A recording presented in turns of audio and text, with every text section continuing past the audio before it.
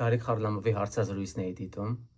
պատմում որ տագնապներ ունեցել պանիկատականներ եւ չիմանալով ինչ անի, փորձել է նույնիսկ էքստրասենսի դիմի,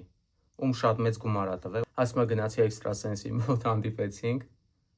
եւ նա այսպես նայեց,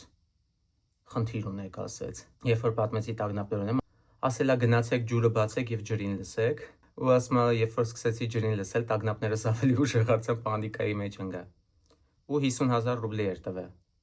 Այսինքն այդ էքստրասենսը ոչ միայն չէր օգնել, այլ նաև վիճակը ավելի էր վատացրել։ Նախ տագնապների ժամանակ մարդիկ մոգական մտածողությունն են հաճախ, այսինքն իրենց թվում է իրանց կօգնեն գուշակներ, մոմ թափողներ, էքստրասենսներ կամ այլ էքստրասենսոր ունակություններով մարդիկ, բայց իրականությունն այն է, որ ձեզ օգնել է հոգեթերապիան, ձեզ օգնել է հոգեբույժը, այսինքն դեղորայքային բուժում եւ հոգեթերապիա։ Այս երկուսն է ձեզ օգնելու։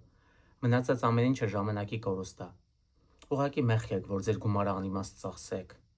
Գնալու եք գումարներ վատնեք, ձեր ժամանակը վատնեք, բայց ձեր օգուտը զրոյական է լինելու գրեթե։ Լինում է օրինակ, որ մոմ թափողի մոտ կարող է ձեր վախը անցնի։ Դա ներշնչանքի արդյունք է ընդամենը։ Այդտեղ ինչ որ մոգական բան չկա։ Քանի որ տագնապային մարդը շատ ներշնչվող է, ինքը ներշնչվում է, այդ բանին կարող է վախ անցնի։ Բայց քանի դեռ ձեր մտածողությունը չի փոխվել, ձեր տագնապային մտածողությունը, ձեր կյանքում բան չի փոխվելու։ Դուք նույն տագնապներն ու պանիկատականները էլի ունենալու եք։ Այնպես որ ժամանակ մի ծախսեք անիմաստ բաների վրա։